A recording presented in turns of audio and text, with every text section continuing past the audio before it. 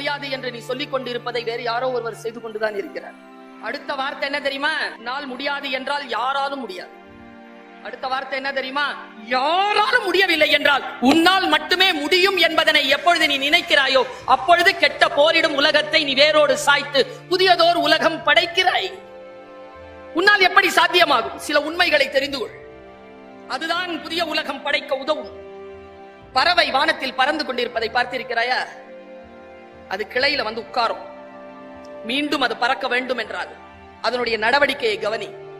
அது உடனடியா பறக்காது, உட்கார்ந்துட்டு இருக்கும். முதல்ல அது தன்னுடைய சிறகுகள் இருக்குல்ல, அது கொஞ்சம் ஆஸ்வாசப்படும். அதுக்கப்புறம் என்ன பண்ணும் தெரியுமா? அந்த எந்த கிளையில உட்கார்ந்து இருக்கோ அந்த கிளையை இறுக்கமா பிடிச்சுக்கும். இறுக்கமா பிடிக்கும். பறக்க தானே போகுது. பறக்க போகின்ற பறவைக்கு எதற்கு தன் கிளையை இறுக்கமாக பிடிக்க வேண்டும் என்று தோன்றுகிறது? நல்லா தெரிஞ்சுக்கோங்க, இதுதான் ஸ்ட்ராட்டஜி. இருக்கிற இடத்தை கவனமாக பற்றிக்கொள், மிக அழுத்தமாக பற்றிக்கொள், சிறகை விரித்து பயிற்சி கொள். அப்புறமா அந்த அக்கினி இருக்கக்கூடிய அந்த வயிறு இருக்குல்ல, அந்த வயிறு அது கொஞ்சம் பிரஷர் கொடுக்கும், அழுத்தம் கொடுக்கும். அழுத்தம் கொடுத்து சிறகை விரித்து அதற்கு பிறகு அது கிளையை விட்டால் அது எங்கே பறக்க வேண்டுமோ அந்த இடத்திற்கு அது பறந்து செல்லும் என்பதுதான் அடிப்படை அறிவியல். உன்னுடைய பாதத்தை, நீ வாழ்ந்திருக்கும் மண்ணை, உன் மொழியை இருக்க பற்றிக்கொள். Ground reality. இதை பற்றிக் கொண்டால் ஒழிய உன்னுடைய எக்ஸ்பெக்டட் விஷன், உன்னுடைய இலக்கை நோக்கி நீ பறக்க முடியாது. நான் ஒரு ஸ்ட்ராட்டஜி சொல்றேன்னு சொன்னேன்ல, ரொம்ப கவனமா கேள் அந்த ஸ்ட்ராட்டஜி. இந்த உலகத்தினுடைய முன்னேற்ற வரலாறு இதுதான். ஒன்று, சிரமமான சூழல். சிரமமான சூழல் வலிமையான மனிதனை உருவாக்கும். நான் சொல்லுவது உலக வரலாறு. சிரமமான சூழல் வலிமையான மனிதனை உருவாக்கும். வலிமையான மனிதன் வசதியான இலகுவான சூழலை உருவாக்குவான். வலிமையான வசதியான இலகுவான சூழல் வலுவற்ற மனிதனை மீண்டும் உருவாக்கும். இந்த வலுவற்ற மனிதன் சிரமமான சூழலை உருவாக்குவான். நான் எங்கேயோ படித்தேன், உன் பேரனின் மகன் நடப்பான் என்று. நான் ஸ்கார்பியோ கார்ல போய்கிட்டு இருக்கேன். என் பேரனின் மகன் எப்படி நடப்பான்? அவன் பிளைட்ல எல்லாம் போகணும், அவன் வந்து ஹெலிகாப்டர்ல போகணும். இல்லை, வசதியான இலகுவான சூழலைக்கு பழக்கப்பட்டவர்கள் எப்பொழுதும் வசதியான சூழலை உருவாக்கிவிட்டு போகவே மாட்டார்கள் என்று அறிவியல் சொல்லுகிறது. நீங்கள் கவனம் குழந்தைகளே, உங்கள் வாழ்க்கையை மாற்றி போட்டு புதிய உலகத்தை நீங்கள் சமைக்கக்கூடிய அந்த ஒற்றை குரலை 1330 குரலுக்குமான இந்த நூற்றாண்டின் இந்த தலைமுறையின் தேவைக்கான அந்த ஒற்றை குரலை இதோ உச்சரிக்கிறேன். மனதில் வாங்கி வைத்துக் கொள்ளுங்கள். இலர் இல்லாதவங்க பலராகிய காரணம். இல்லாதவங்க நிறைய பேர் வந்துட்டாங்களாம். என்ன காரணம்? வள்ளுவர் பதில் சொல்லுகிறார், நோற்பார் சிலர் பலர் நோலாதவர். சில பேர் தான் உழைக்கிறாங்களாம், பல பேர் உழைக்காம இருக்கிறாங்களாம். அதனால இல்லாதவங்க நிறைய பேரும், இருக்கிறவங்க கொஞ்சமாவும் இருக்கிறாங்க. இந்த இலர் பலராகிய அப்படிங்கிற ஒரு சொல் இருக்குல்ல, எது இல்லை? வேதம்னு ஏன் தெரியுமா? திருக்குறளுக்கு பொருள். உங்கள் வாழ்க்கைக்கு தேவையான சொல்லை அந்த இல்லை என்பதில் நீங்கள் நிரப்பிக் கொள்ளலாம். நோற்பது என்பது என்ன என்பதனை எத்தனை நூற்றாண்டுகள் கழித்தாலும் அந்த நூற்றாண்டில், அந்த நாளில், அந்த தேவைக்கு என்ன இருக்கிறதோ அந்த சொல்லை நீங்கள் வைத்து புரிந்து கொள்ளலாம். அதற்கு பெயர் தான் வேதம். நான் ஒன்னு சொல்லட்டுமா? இஸ்லாமியர்களுக்கு குர்ஆன் வேதமாக இருக்கலாம், கிறிஸ்தவர்களுக்கு பைபிள் வேதமாக இருக்கலாம், இந்துக்களுக்கு புராணங்களும் இதிகாசங்களுக்கு முன்னால் வந்த ரிக் யஜூர் சாமம் அதர்வனம் வேதமாக இருக்கலாம். ஆனால் தமிழ் பேசுகின்ற தமிழ் இனத்தில் பிறந்த நம் அத்துணை பேருக்கும் பொது மறை, பொது வேதம் என்பது திருக்குறள் மட்டும்தான் என்பதனை மாணவ கண்மணிகளே உங்களுடைய மனதிலே கல்வெட்டாக எழுதி வைத்துக் கொள்ளுங்கள். இந்த ஒரு இலக்கியம் போதுமானது நம்மை செலுத்துவதற்கு.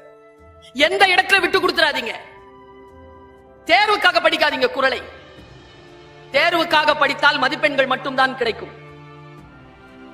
அதை வைத்துக் கொண்டு ஒரு சில விஷயங்கள் தான் சாதிக்கலாம். மனசுல உள்ள வாங்கி வச்சுக்கோங்க. மனம் திறந்து சொல்றேன். இங்க ஒரு கிரீன் பென் இருக்கு, இங்க ஒரு ஃபைல் இருக்கு. ரெண்டும் உங்களுக்காக காத்திருக்கு. ஃபைலை எடுத்துக்கிட்டு கேபின் தட்டி உள்ள போய் யாரோ ஒருவர் கிரீன் பென் வச்சிருக்க கையெழுத்து வாங்க போறீங்களா? கிரீன் பென்னை கையில வச்சுக்கிட்டு யாராவது ஃபைல் எடுத்துட்டு வாங்கப்பான்னு கையெழுத்து போட போறீங்க. Choice is yours. File is also waiting for you and pen is also waiting for you.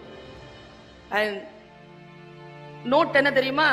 அந்த பென்னுங்கிறது கிரீன் பென், கிரீன் இங்க் இருக்கிற பென்.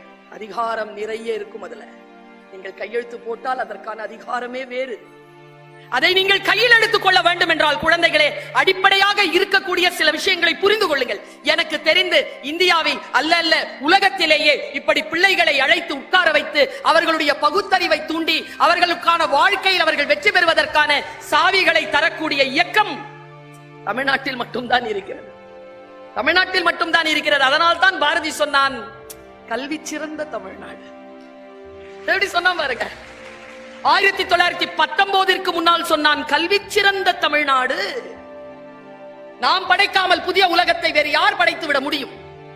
நான் இப்படி சொல்கிறேன், குறளை அணு அணுவாக படி. சொற்கள் புரிகிறதோ புரியவில்லையோ படித்து வைத்துக்கொள், புரியும். ஆசிரியர்களுக்கு நான் ஒரு விஷயம் சொல்றேன், பெற்றோர்களும் வந்திருக்கிறீர்கள் என்று நினைக்கிறேன். உங்க பிள்ளை உங்க பேச்சை கேட்காது, கேட்கிற மாதிரி நடிக்கோங்க, ஆனா கேட்காது. அதுங்க என்ன மனசுல தோணுதோ அதான் செய்யும். இருந்தாலும் நல்ல விஷயங்களை சொல்லி கொடுத்துக்கிட்டே இருங்க. ஏன் தெரியுமா? நமக்கு முன்னால பர்ஃபார்மன்ஸ் பண்ணலனாலும் வாழ்க்கை சவால்களை முன்னால் வீசுகின்ற பொழுது அந்த சவால்களை சந்திப்பதற்காக உங்களிடமிருந்து கற்றுக்கொள்வது அவர்களுக்கு பயன்படும். அதனால் சொல்லிக் கொடுத்து கொண்டே இருங்கள். உங்களுக்கு முன்னால ரிசல்ட் வரணும்னு எதிர்பார்க்கவே பார்க்காதீர்கள். புதிய உலகம் படைப்பது என்பது அவ்வளவு சுலபம் இல்லை. ஏற்கனவே ஒரு உலகம் கட்டமைக்கப்பட்டிருக்கிறது. கட்டமைக்கப்பட்டிருக்கக்கூடிய அந்த உலகத்தில் இருந்து நீங்கள் அடுத்த கட்டத்திற்கு போய் புதிதாக சமைக்க விரும்புகிறீர்கள் என்றால் பாதை அவ்வளவு சுலபமானது இல்லை என் குழந்தைகள். நான் இப்படி சொல்கிறேன், இந்த தாய் உங்களுக்கு சொல்லுவதை இன்று இரவு நீங்க போய் உங்கள் டைரிகளில் எழுதி வைத்துக் கொள்ளுங்கள். இந்த மாதிரி ஒரு இனத்துல நம்ம பிறந்திருக்கோங்க. வானம் அளந்த அனைத்தும் அளந்திடும் வன்மொழி வாழியவே அந்த குழந்தைகள் பாடுகின்ற பொழுது பாரதியின் அந்த சொல்லை கேட்டு சிலிர்த்து போனேன். வானம் அளந்த அனைத்தும் அளந்திடும் வன்மொழி. ஆடே அப்பா, என்ன இல்லை இந்த நாட்டில், என்ன இல்லை என் இலக்கியத்தில்? எல்லாம் அடிப்படையில் இருக்க அதை தேடி போகாமல் வேறு ஏதோ தேடிக்கொண்டிருப்பதனால் 40 மதிப்பெண் தான் கிடைக்கிறது. அடிப்படையில் இதை தேடு. இது சொல்லும் உனக்கு எப்படி 100ஐ தாண்டி அவுட்ஸ்டாண்டிங்கா எப்படி நிற்பது என்பதனை அந்த சூட்சுமங்களை சொல்லி தருகின்ற இலக்கண நூல் பொதுமறை வள்ளுவம். கையில் எடுத்து ஒரு குறளை படித்து பார். நேற்று தாங்க, ஒரு நேற்று கூட இல்ல, ஒரு 2-3 நாளைக்கு முன்னால நானும் சின்ன வயசுல இருந்து படிச்சிட்டு இருக்கிற குறள் தான். படிக்க படிக்க பொருள் விரிய விரிய உடம்பு சிலிர்க்குதுங்க. என்ன மாதிரியான பொருளை சொல்லிட்டு போயிருக்கிறான் இவன்? இந்த ஐயன் என்பவன் யார்? என் தாத்தா இல்ல, என் அப்பாவை பெற்றவன், என் அம்மாவை பெற்றவன். என் தாத்தன் தானே ஐயன். ஐயன்னாலே தாத்தா தானே. பாருங்க, நான் இப்ப சொல்லுவேன், நீங்க திருப்பி சொல்லுவீங்க. தீயினால்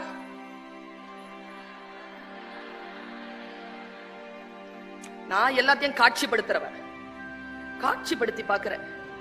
தீ சுடுது, புண் வருது, புண் ஆறுது, ஆனா வடு ஆறல இல்லையா? தீயினால் சுட்ட புண் உள் ஆறும். உள்ள ஆறிடுச்சு புண், வெளியில ஆறல. ஆறாததுக்கு பேர் வடு. இப்போ ஒருத்தன் சொல்றான்னு வச்சுக்கோயேன், அந்த சொல்லிட்டு போயிட்டான், யார் கண்ணுக்கும் தெரியல, ஆறிடுச்சு, ஆனா உள்ள அப்படியே காயமா இருக்கு. தீயினால் சுட்ட புண் உள்ளாரும், வெளியில் தான் வடு. ஆனால் யாரேனும் ஒரு தீய சொன்னால் அது ஆறியது போல் தெரியும், ஆனால் ஆறாத வடுவாக அது ஆழ் மனதில் நிற்கும் என்று எழுதிவிட்டு போனான் வள்ளுவன். ஆனா அதை படிக்கும் பொழுது எனக்கு புதுசா ஒரு விஷயம் தோணுச்சு. ஆறாதுன்னு சொல்லி இருக்கலாம்ல. தீயினால் சுட்ட புண் உள்ளாரும் ஆறாது நாவினால். அப்ப கூட ஒன்னும் தலை தட்டலையே, அது என்ன ஆறாதே? அந்த ஏகாரத்துக்கு என்ன அர்த்தம்? நீ மறந்துடலாண்டா, நீ சொன்னத அந்த மனசு மறக்க மாட்டேங்குதுடா. ஆறாதே. இங்கதான் குறள் என் பக்கத்தில் வந்து நிற்கிறது. என் சொல்லை கவனமாக நான் பயன்படுத்த என்னை தூண்டுகிறது. இந்த உலகத்திலேயே சோகமானது மனிதர்களை இழப்பதுதான். பணத்தை இழப்பது கூட கிடையாது, பதவிகள் இழப்பது கூட கிடையாது. மனிதர்களை இழப்பது போல் ஒரு சோகம் உலகத்தில் வேறு எதுவும் கிடையாது. மனிதர்களை இழக்க வேண்டாம் என்று சொல்லித் தருகிறான் வள்ளுவன். பாருங்க, அடுத்த ஒரு வார்த்தையில இருக்கு, தன்னெஞ்சறிவது. தன்னெஞ்சே, அது என்னங்க ஏகாரம் போடுறான்? என்ன அர்த்தம் அதுக்கு?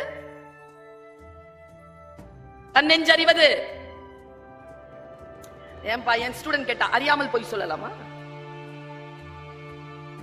நெஞ்சிற்கான இயல்பே அறிவது, தன்னெஞ்சு அறிவது. அதனால் பொய் சொல்லாதே, சொன்னால் அந்த நெஞ்சே உன்னை என்ன செய்யும்? சாவடிச்சு. தன்னெஞ்சே தன்னை சுடும் என்கிறான் வள்ளுவன். நான் இப்படி யோசிக்கிறேன், குழந்தைகளே, இந்த தாய் வந்திருக்கிறேன், உங்களுக்கு புதிய உலகம் படைப்பதற்காக சொல்லித் தருகிறேன். நான் ஒரு 5 விதிகளை சொல்லுகிறேன். அந்த 5 விதிகளை என் தாத்தன் வள்ளுவனிடத்திலிருந்து பெற்று நான் சொல்லுகிறேன். இந்த 5 விதிகளை குழந்தைகளை உங்கள் மனதில் எழுதி வைத்துக் கொள்ளுங்கள். உங்களால் புதிய உலகம் சமைக்க முடியும். ஒரு வார்த்தை சொல்லவா? புதிய உலகம் என்பது வெளியில் போய் சமைப்பதல்ல, வெளியில் போய் அமைப்பதல்ல. உள்ள கட்டு. உன்னை யாரெல்லாம் இப்படி பார்த்தாங்களோ அவர்களை இப்படி பார்க்கவை. அதுதான் புதிய உலகம் கட்டமைப்பது. புதிய உலகத்தை அமைத்து எழுந்து நின்று வர வேண்டும் என்றால் நீ சில விதிகளை பின்பற்ற வேண்டும். சில விஷயங்களுக்கு நோ சொல்லணும், சில விஷயங்களுக்கு எஸ் சொல்லணும். இந்த 5 விதிகளை தாய் சொல்லுகிறேன். இந்த அம்மா சொல்ற, வீட்டுல போய் உன் டைரிகளில் எழுதி வைத்துக்கொள். முதல் விதி, இந்த பிரபஞ்சத்தில் நாம் எதை செய்தாலும் அது நமக்கே திரும்பி வரும். முதல் விதி. நாம் தான் பொறுப்பு. எங்க கிளாஸ் டீச்சர் அவங்க வீட்டுக்காரோட சண்டை போட்டுக்கிட்டே இருந்தாங்களா, அந்த டைம்ல பார்த்து என் பேப்பரை திருத்திட்டாங்க. கிடையாது, நோ. உங்களுக்கு ரொம்ப ரொம்ப சூப்பரான ஒரு விஷயம் சொல்லி தரவா? நீ எதை இந்த உலகத்திற்கு தருகிறாயோ இந்த பிரபஞ்சம் அதை உனக்கு திருப்பி தரும். நாம் தான் பொறுப்பு. நீ ஸ்டே அலர்ட். அலர்ட்டா இருந்தனா புதிய உலகம் உனக்காக படைப்பாய். நான் இப்படி ஆசீர்வதிக்கிறேன் உன்னை. இந்த வளாகத்துக்குள்ள வந்தல்ல, இங்க வந்து உட்கார்ந்து நின்னு பேசினார்ல மாவட்ட ஆட்சியர். இந்த வளாகம் ஒரு மருத்துவக் கல்லூரி தானே? ரைட் ராயலா உள்ள ஒரு துணைவேந்தராவோ இல்ல வந்து நின்னு பேசுற ஒரு மாவட்ட ஆட்சியராவோ வா, 10 வருஷம் டைம் தர எடுத்துக்கோ, 15 வருஷம் தர எடுத்துக்கோ, வா. அதுதான் உன் உலகத்தை நீ சமைப்பது. உன் உலகத்திற்கு நீ அதிகாரியாக இரு. மற்ற உலகத்தை படைப்பதல்ல, உன் உலகத்தை நீ செதுக்குவது. ஏற்கனவே இருக்கக்கூடிய மனதில் இருக்கக்கூடிய அத்தனை பிசிறுகளையும் பிழைகளையும் அறுத்து போட்டு அப்படி வா, தவம் செய்து வா. நோற்பார் சிலர் பலர் நோலாதவர்னு தான் சொன்னாங்க. யாரெல்லாம் நோற்றுக்கொள்கிறோமோ, யாரெல்லாம் தவம் செய்கிறோமோ அவர்கள் ஜெயிக்கிறோம். முன்னால வந்து நின்ன, நீ எத்தனை மணி கிளம்புன வீட்டை விட்டு? எத்தனை மணி? 7 மணி. நான் 3 மணி கிளம்பி வந்து நிக்கிறேன் முன்னால. 3 மணி கிளம்புன வீட்டை விட்டு. அப்பதான் 6:15 பிளைட் பிடிக்க முடியும் எங்க வீட்டுல இருந்து. யாரெல்லாம் தவம் செய்கிறார்களோ அவர்களுக்கு வரம் வந்து சேர்கிறது. மற்றவர்கள் கையை நொடிச்சுக்கிட்டு பொறாம பேசிக்கிட்டு அப்படி சொல்லிட்டு போயிட்டே இருப்பான். அப்படின்னு சொல்றவன் அவன் தாங்க இருப்பான். நம்மளை பார்த்தா சொல்லுவான் மகிழ்ச்சி கொள். நம்மை பார்த்து யாரேனும் பொறாமைப்படுகிறார்கள் என்றால் மகிழ்ச்சி கொள். அவர்கள் பொறாமைப்படுகின்ற இடத்திற்கு நீ உன்னை சமைத்திருக்கிறாய், நீ உயர்ந்திருக்கிறாய். கவலைப்படவே படாத. என்னெல்லாம் நிம்மதியா இருக்க விட மாட்டாங்க தெரியுமா? பல நேரங்கள்ல எப்படி வந்திருக்கேன் நான் 3 மணிக்கு. நல்ல நீ போனாலும் இந்த உலகம் உன்னை மறுக்கும். நான் ஒன்னு சொல்றேன், ஸ்ட்ராட்டஜி சொல்றேன். ஃபர்ஸ்ட் மறுக்கும், தாண்டி வேலை செய். விமர்சனம் செய்யும், கடந்து வேலை செய். பாராட்டும், நிக்காத, கடந்து வேலை செய், பின்பற்றும். இதுதான் வழி. எங்கேயும் நின்னுடக்கூடாது. திட்டுனா நின்னுடுங்க. சிலதுங்க 1/2 லிட்டர் வரும். அவமானப்படுத்திட்டாங்கன்னா முடிஞ்சு போச்சு.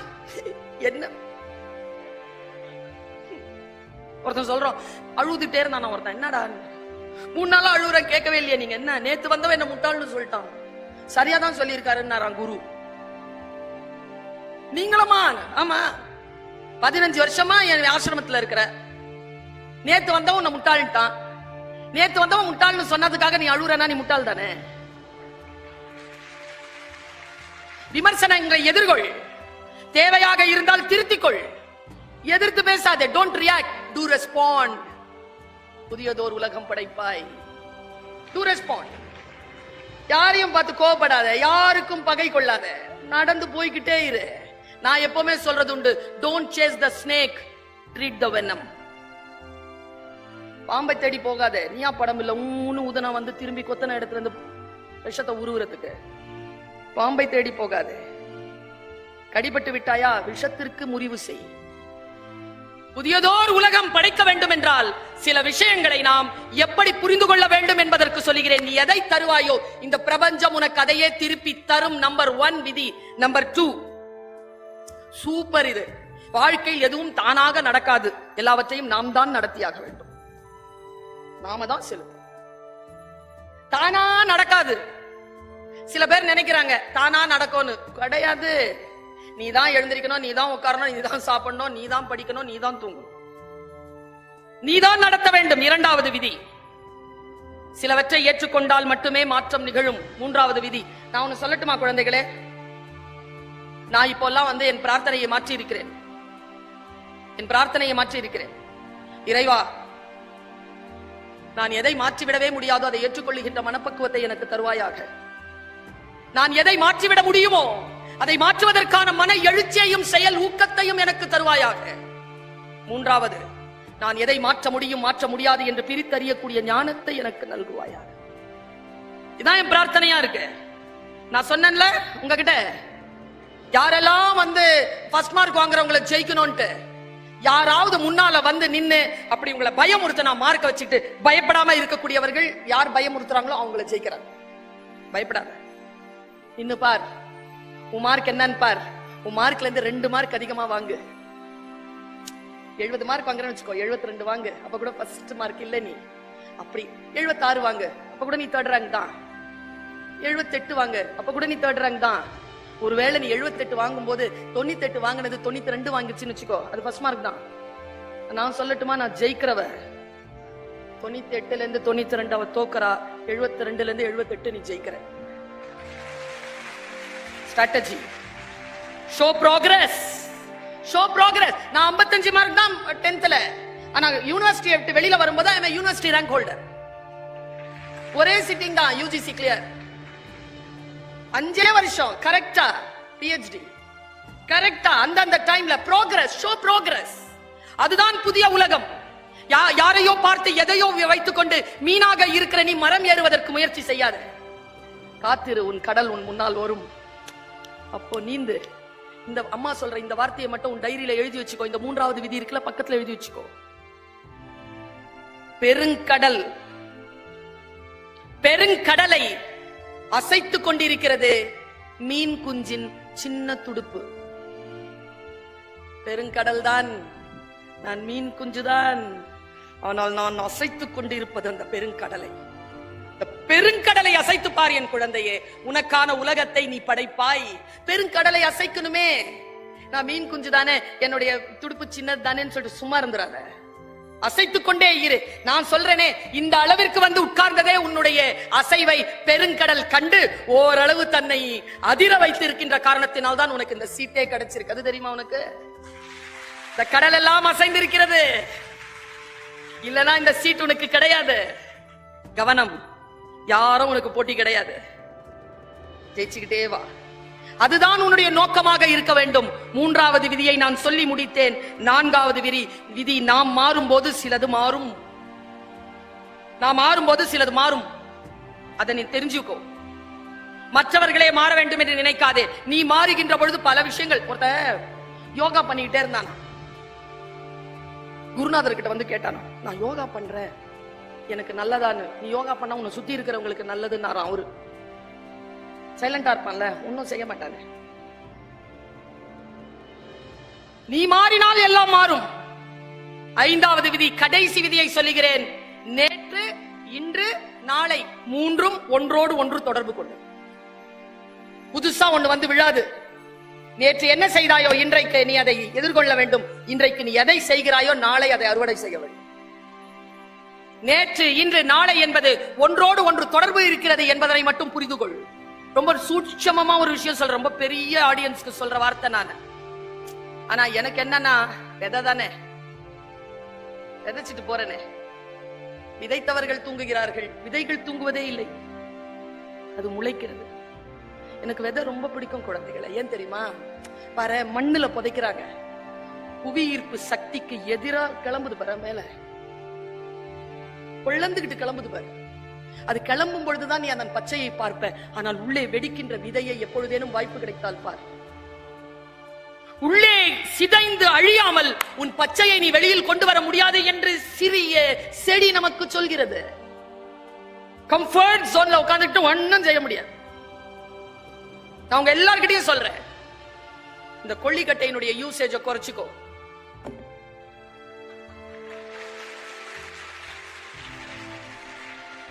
கைத்தட்டுகிறீர்கள் என்றால் பாதிக்கப்பட்டிருக்கிறீர்கள் அல்லது பாதிப்பை அடுத்தவர்களுக்கு ஏற்படுத்திக் கொண்டிருக்கிறீர்கள்.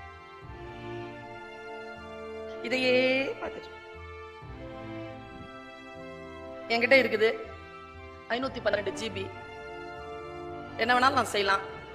ஆனா நான் செய்யறது இல்லைங்கிறதுனாலதான் நான் இங்க நிக்கிற. இவர் கூப்பிட்டு இருக்காரு இல்ல, என் பேக்ல பணம் இருக்குது. தேவையில்லாத விஷயங்களுக்கு செலவழிப்பதில்லை. அதனால்தான் பணம் இருக்கிறது. படிக்கிறேன், படித்ததை உங்களிடத்தில் பகிர்கிறேன். ஏன் பகிர்கிறேன்? படிக்கிறேன், அதனால் பகிர்கிறேன். ஒன்னும் இல்லைங்க, சிம்பிள் சொல்றேன். நோற்பார் சிலர் அப்படிங்கிற வார்த்தைக்கு சொல்லவா, என் மனசுல அப்படி வேர் போட்டு இருக்குது அந்த வார்த்தை. ஜெயசீலன் சாருக்கு தான் நன்றி சொல்லட்டுமா? கஞ்சி குடிப்பதற்கு இலார், கஞ்சி குடிக்கிறதுக்கு இல்ல. பாரதி அதுக்கு ஒரு விளக்கம் தரான், ஒரு விடியல் தரான். கஞ்சி குடிப்பதற்கு இலார், அதன் காரணம் இன்னதென்று அறியும் திறனிலார். இவ்வளவு பெரிய வார்த்தை இப்படி சொல்லிட்டு போயிட்ட. கஞ்சி குடிப்பதற்கு இல்லை. ஏன் இல்லை தெரியுமா? ஏன் இல்லைன்னு தெரியல. தெரிஞ்சா கஞ்சி வந்துடும், அவ்வளவுதான். அதன் காரணம் இன்னதென்று அறியும். காரணத்தை சொல்லுடா. எனக்கு இங்கிலீஷ் வரல, ஏன் வரல, ஏன் வரலன்னு தெரியல. தெரிஞ்சா இங்கிலீஷ் வந்துடும். எனக்கு மேத்ஸ் புரியவே மாட்டேங்குது, ஏன் புரிய மாட்டேங்குது, ஏன் புரிய மாட்டேங்குது, புரிய மாட்டேங்குது. புரிஞ்சிருச்சுன்னா மேத்ஸ் வந்துடும். கொஞ்சம் மெனக்கெடு. நோற்பார் சிலர். பிரமிட் இருக்குல்ல, உச்சம், காம்படிஷனே கிடையாது. ஏன் தெரியுமா? நோற்பார் சிலர். சில பேர் தான் காம்படிஷனுக்கு. காம்படிஷன்ல அவுட்ஸ்டாண்டிங்கா இருக்கணும்னா அந்த நோற்பார் சிலர்ல நீ இருக்கணும். அப்போதான் பலருக்கு நீ தலைமை தாங்க முடியும். இல்லார் என்று சொல்லுகின்றவர்களுடைய எண்ணிக்கையை குறைக்க முடியும். உன்னுடைய பார்ட்டிசிபேஷன் இருக்கல, உன்னுடைய எழுந்து நிற்றல் இருக்கல, அது பல நிலைகளில் உனக்கு உதவி செய்யும். முக்கியமான 2 சொற்களை சொல்லுகிறேன், உன் மனதுல ஆழமா புதைஞ்சு வச்சுக்கோ. எங்க அம்மா இருக்காங்களே, எங்க அம்மா பேசுறத நான் கேட்பேன். எத்தனை பிள்ளைங்க கேட்பீங்க? அப்படின்னா என்ன கேட்பேன். எல்லா வேலையும் நான் தான் பாக்குறேன். என்ன, அவ துணி துவைக்கிறா, நான் பாக்குறேன். எல்லாம் அவ சொல்றா, நான் கேட்கிறேன். பார், என் வாழ்க்கையில நடந்த ஒரு விஷயத்த சொல்றேன். போன வாரத்துக்கு ஒரு 2 நாளைக்கு முன்னால பொங்கல் விழா நடந்ததா? உரி அடிக்கிற போட்டிங்க. ஸ்ரீமுஷ்ணத்துல இருந்து ஒரு பிள்ளைங்க 7 வயசு, விருத்தாச்சலத்துல காம்படிஷன். பையன் போறான். சத்தியமா நடந்ததுயா. இப்ப நான் சொல்ற வார்த்தையை நீ புரிஞ்சுக்கிட்டேன்னு வச்சுக்கோயேன், எல்லாருமே வெற்றியாளர்கள். நாங்க போட்ட விதை எல்லாமே முளைச்சிருச்சு, எல்லாம் மரமாகும், எல்லாம் கனி தரும், தோப்பாகும். உரியணுமே. அவன் உரி அடிக்கிற போட்டிக்கு போறான். அவன் ஜெயிச்சிட்டான். வந்து என் பக்கத்துல உட்காரான். அவன் பேர் ராஜராஜன். இன்னொரு வார்த்தை சேர்த்து வச்சிருக்கிறான், நான் சொல்லல. அவன் பேர் ராஜராஜ சோழன். அவன்கிட்ட கேட்டேன் நான், உன் புள்ள பேர் என்னடா வைப்பேன்? எங்க தாத்தா பேரே ராஜேந்திர சோழன் தான்றான். அப்படி ஷார்ப்பா இருக்கிறான், பயங்கர ஷார்ப்பா இருக்கிறான். அப்படி விட்டா அப்படி அம்புல வில்லுல புறப்படுற அம்பு மாதிரி இருக்கிறான். 6 வயசு. சிலது இருக்குது பக்கத்துல புலி முட்டை மாதிரி உட்கார்ந்து. இவன் கத்தி மாதிரி இருக்கிறான், சல சல சல சலன்னு இருக்கிறான். நான் ஒரே கேள்விதான் கேட்டேன், ராஜ், எஸ், எப்படி ராஜ் ஜெயிச்ச? பாருங்களேன், சத்தியமா நான் சொல்றேன், ஒரு 60 பேராவது கலந்துட்டு இருப்பாங்க. 18 வயசு வரைக்கும் கலந்துக்கிறாங்க. 6ல இருந்து 18. இதுதான் ஸ்மால். இது கையில ஒரு கொம்பு கொடுத்துட்டாங்களா? விதி என்னன்னா, எடுத்து ஒரு வாட்டி அடிச்சாலே முடிஞ்சது. ஒரே சான்ஸ் தான். எல்லாரும் தப்பு தப்பா அடிச்சு போயிட்டாங்க. இவன் மட்டும் அடிக்கவே மாட்டேங்கிறாங்க. சுத்திக்கிட்டே இருக்கிறான். நான் பாக்குறேன் என்ன நடந்திருக்கு தெரியுமா? அவன் தாங்க சொன்னான், எனக்கு தெரியாது. நான் சுத்திக்கிட்டே இருக்கிறான். இப்படி போறான், அப்படி போறான், கூச்சல், லெப்ட்ல வா, ரைட்ல வா, லெப்ட்ல வா. அது ரெஃபரி இருக்காருல, அவர் கையில விசில் வச்சிருக்காரு. யார் சொல்ல அவன் காதல விடக்கூடாதுன்னு காது கிட்ட வந்து விசில் ஊதுறாரு. தப்பு தப்பா வழிகாட்டுறாரு. லெஃப்ட்ல போ, லெஃப்ட்ல போ, லெஃப்ட்ல போன்றாரு. அது ரைட்ல போகணும்.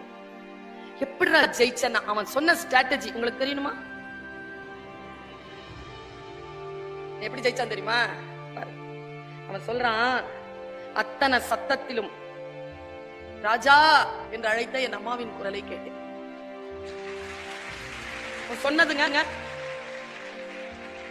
ஒரு 1000 பேர் இருக்கிற அந்த அவையில அத்தனை பேரும் சத்தம் போட்டுட்டு கலாட்டா பண்ணிட்டு இருக்கும் பொழுது நான் கண்ணை மூடி இருக்கும் பொழுது உள்ளே என் கண்களை மூடிக்கொண்டேன். கட்டப்பட்ட கண்ணே மூடிதான் இருக்கும். அதுக்குள்ள அவன் மூடுறானா என்ன அர்த்தம்? கான்சென்ட்ரேஷனுக்கு போயிட்டான். விசில் வேற ஊதிக்கிட்டே இருக்கிறாரு அவரு. பக்கத்துல எல்லாம் அத்தனை பேரும் சத்தம் போடுறாங்க. அதுல எங்க அம்மா குரலை மட்டும் நான் பிரிச்சு பிரிச்சு பிரிச்சு போய் பிடிச்சிட்டேன். அம்மா சொல்றாங்க, ராஜா லெஃப்ட் லெஃப்ட் லெஃப்ட் போறேன், முன்னால வா முன்னால வா, இல்ல ரைட்ல போகாத போல, கைய தூக்கு, தூக்கிட்ட, அடரா இப்போ அடிச்ச உடஞ்சிருச்சு. வழிகாட்டுறவங்க யார் என்பதனை கவனம் கொள். அவர்கள் வழிகாட்டுகின்றதற்கு பின்னால் போ. நல்லவர்கள் வழிகாட்ட வேண்டும் என்று நான் பிரார்த்திக்கிறேன். அந்த நல்லவர்களை அடையாளம் நீ காண வேண்டும் என்று நான் பிரார்த்திக்கிறேன். நான் ஆசீர்வதிக்கிறேன். அந்த இடத்துல போய் கரெக்டா அடிச்சேன்னு வச்சுக்க. நான் இன்னொரு விஷயம் சொல்றேன், இங்க எத்தனை பேருக்கு பரிசு கிடைக்கும்லாம் எனக்கு தெரியாது. இந்த ஸ்ட்ராட்டஜி எனக்கு தெரியாது. அவனை சொல்லட்டுமா? ஜெயசீலன் சார் நான்லாம் அதுக்கு சாட்சி. எல்லாத்துலயெல்லாம் ஜெயிக்க மாட்டோம். 1500 காம்படிஷன் நான் கலந்துகிட்டது 532ல தான் இது வரைக்கும் ஜெயிச்சிருக்கேன். என்ன நிறுத்தி இருக்கிறது 532 இல்ல, 1500. 1500 மேடைகளில் நான் பேசி இருக்கிறேன். அந்த பயிற்சி தான். வந்தல்ல, உட்கார்ந்தல்ல, எங்க பேச்ச கேட்டல்ல, இந்த சூழலை அனுபவித்தாயில, இதுதான் உனக்கு மிக மிக முக்கியம். கவனம். அதுல பிரைஸ் வந்துருச்சுன்னா யூ ஆர் லக்கி. இன்னும் கரெக்டா போயிட்டு இருக்கேன்னு அர்த்தம். அடுத்த லெவல்ல போ. எப்பொழுதும் வெற்றியை கண்டு அச்சப்படாத, வெற்றியை கண்டு மயங்காத. நான் பல பேரை பார்த்திருக்கேன், 10th ஃபர்ஸ்ட் மார்க் வாங்குறவங்க யாருமே 12th ஃபர்ஸ்ட் மார்க் வாங்குறது இல்ல. ஏன் தெரியுமா? கொண்டாடி தீத்துறது, எனர்ஜி எல்லாம் போயிடுச்சு. +2ல வாங்குறவங்க ப்ரொஃபஷனல் கோர்ஸ்ல காணோம். ஸ்டே. ஃபர்ஸ்டா வரது பிரச்சனை இல்ல குழந்தைகளே. புதிய உலகம் சமைக்க வேண்டும் என்றால் ஃபர்ஸ்டா வந்துகிட்டே இருக்கணும். You sustain in that position. Sustain பண்றது ரொம்ப கஷ்டம். தற்செயலா குவாண்டம் தியரி மாதிரி தற்செயலாக ஒன்று நடக்கவே கூடாது நம்ம வாழ்க்கையில. எது நடந்தாலும் பிளானிங்கா நடக்கணும். Just have plan. நான் அந்த 2 வார்த்தை சொல்றேன்னு சொன்னேன்ல, 2 வார்த்தை கவனம். 5 விதிகளை சொல்லி இருக்கிறேன். மிக முக்கியமான ஒரு வார்த்தையை சொல்லி இருக்கிறேன். இப்பொழுது 2 கேள்விகளை உன் முன்னால் வைக்கிறேன். இந்த கேள்விகளுக்கு முடிந்தால் இந்த ஆண்டிலோ அடுத்த ஆண்டிலோ விடை கண்டுபிடி. நான் கண்டுபிடித்துக் கொண்டேன். உன் வயதில் 14 வயதிலிருந்து 17 வயது crucial age, விடலை பருவம் என்று இவர்கள் சொல்லுவார்கள். நமக்கு என்ன நடக்குதுங்கிறதே புரிஞ்சுக்க மாட்டாங்க. அதுல இருந்தா வந்தாங்க, மறந்துருப்பாங்க. யாராவது உனக்கு ரொம்ப பிடிக்குதா? இந்த வயசுலதான் பிடிக்கும். அப்படிதான் பிடிக்கணும். அப்பனா மெடிக்கலா நீ கரெக்டா இருக்கேன்னு அர்த்தம். தப்பே கிடையாது. எங்க தெரியுமா தப்பு நடக்குது? முடிவெடுக்கும் போது தப்பு நடக்குது. முடிவே எடுக்காத. இந்த சனியன் தான் வரணும்னா வந்து சேரும். ஒரு 10 வருஷம் வெயிட் பண்ணி வந்துருச்சுன்னு வச்சுக்க, போவாது. போற மாதிரி எதையும் சேர்த்துக்காத. வெயிட் பண்ணு. புரியுதா? யார் யாருக்கு புரியக்கூடாதோ எல்லாருக்கும் புரியுது. உனக்கு புரிஞ்சா சரி, புரிஞ்சுக்கோ. Don't take any radical decision about your life partners now. இப்ப எடுக்காத முடிவு போகட்டும், கடந்து போக விடு. உன்னுடைய வாழ்க்கையில் அடுத்த கட்டத்துக்கு வா. 2 வார்த்தைகளை சொல்லுகிறேன். இந்த அம்மா இந்த 2 வார்த்தைகளை நீ மனசுல வச்சுக்கிட்டனா உன் உலகம் இன்றைக்கே படைக்கப்பட தொடங்கி விட்டதுன்னு அர்த்தம். எங்க அம்மா படிக்காததுங்க. போகும்போது ஒரு வார்த்தை சொல்லுங்க. இப்ப கிளம்பும்போது கூட காலைல ஒரு வார்த்தை சொன்னாங்க எங்க அம்மா. அப்படி சொல்லுவாங்க, அப்படி தூக்கி போடுற மாதிரி சொல்லுவாங்க. சும்மா சாதாரணமா சொல்லுவாங்க. 78 வயசு இப்போ அவங்களுக்கு. ரொம்ப கவனமா கேட்டான் உங்க வார்த்தையை, உரி அடிக்கிற மாதிரி கவனம். எங்க அம்மா சொல்லுவாங்க, முதல்ல 1997ல சொன்னாங்க, வெளிநாடு போறியா? ஆமாமா. எந்த வெளிநாட்டுக்கு போனாலும் ஃபர்ஸ்ட் தடவைல? ஆமாமா. கடல் இருக்காங்க? தெரியலமா. இருக்கும் கடல் இருக்க அந்த கால் மட்டும் நினைச்சிரு. ஒரு ஏழை தாய் மாநகராட்சியில் படிக்க வைத்த தன் பிள்ளை வெளிநாட்டுக்கு போகுது பேசுறதுக்கு. அம்மா தருகின்ற மந்திர சொல், எங்க கடல் இருந்தாலும் அதுல கால் நினைச்சிரு. ஏன்? உன் கால் தொட்ட தண்ணி உலகமெல்லாம் சுத்தம். சொல் சின்னதுதான், விஷன் பார். நீ சுத்துவேன்னு சொல்லலீங்க, உன் கால் தொட்ட தண்ணி சுத்தம். இதோ இன்னைக்கு 31 நாடுகள் பயணம் பண்ணிட்டு வந்துட்டேன். சொற்கள் அப்படித்தான் வந்து சேரும். கவனம். 2 விஷயத்தை சொல்றேன், கவனத்தில் கொள். 1, எங்கே இருக்க விரும்புகிறாய்? Where you want to be? புதிய உலகம் தானே. எங்கே இருக்க விரும்புகிறாய்? இதோ நீ நினைத்தாய், இதோ இங்கே வந்து உட்கார்ந்து இருக்கிறாய், இதோ உங்களுக்கு முன்னால் பேசுவதற்கு நான் விரும்புகிறேன், இதோ நான் இங்கே நிற்கிறேன். எங்கே இருக்க விரும்புகிறாயோ அங்கே இரு. அந்த இடம் மிக உயர்ந்த இடமாக இந்த வருடத்தில், அடுத்த வருடத்திற்குள் நிர்ணயம் செய். சொல்லு, நான் இங்கதான் உட்கார போறேன், இங்கதான் இருக்க போறேன், இங்கேதான் என் வீடு, இதுதான் என் அலுவலகம், இங்கேதான் என்னுடைய கார் பார்க் ஆகும். எங்கே இருக்க விரும்புகிறாய்? போடு. 2வது, எதற்காக நீ நினைவு கூறப்பட விரும்புகிறாய்? உன் பேர் வந்த உடனே ஒரு வார்த்தை முன்னால வரணும். எதற்காக? இப்ப பர்வீன் சுல்தானான பேச்சு, ஜெயசீலன் சனம் IAS கலெக்டர், என்னத்துக்காக நினைவுபடுத்தப்பட விரும்புகிறாய்? இந்த 2 வார்த்தைக்கும் தேடிடு, பதில் தேடிடு. புதிய உலகம் படைக்க வேண்டும் என்றால் நான் சொல்லுகின்ற இந்த 2 கேள்விகளையும் எழுதி வைத்துக் கொண்டு பதில் தேடி மற்றவர்களுக்கு சொல்லாத, செயல்படுத்து. சிம்பிளா ஒரு கொஸ்டின் கேட்கிறேன். 50 பேர் ஓடிட்டு இருக்கீங்க, எல்லாரும் பதில் சொல்லணும். 50 பேர் ஓடிட்டு இருக்கீங்க, இண்டிவிஜுவல் கொஸ்டின். 50 பேர் ஓடிட்டு இருக்கீங்க, 2வது ஆளை தாண்டிட்டீங்க. இப்ப உங்க பொசிஷன் என்ன? டக்குன்னு சொல்லணும். ஃபர்ஸ்ட் சொன்னதெல்லாம் ஃபெயில். உனக்கு முன்னால இன்னொன்னு ஓடிட்டு இருக்கல, 2வது ஆளை தானே தாண்டி இருக்க. Stay alert. கொஸ்டின் உள்வாங்க. கடைசி ஆளை தாண்டிட்ட, இப்ப உங்க பொசிஷன் என்ன? டக்குன்னு சொல்லு. அலர்ட்டா இருந்து கொஸ்டின் வாங்கி டக்குன்னு சொல்லணும். 49 சொன்னதெல்லாம் ஃபெயில். கடைசி ஆளை எப்படி தாண்ட முடியும்? Question is wrong. கடைசி ஆளை தாண்ட முடியாது தானப்பா. Stay alert. ஏதோ எழுதுகிறார்கள், அதை அப்படியே சொல்றது இல்ல.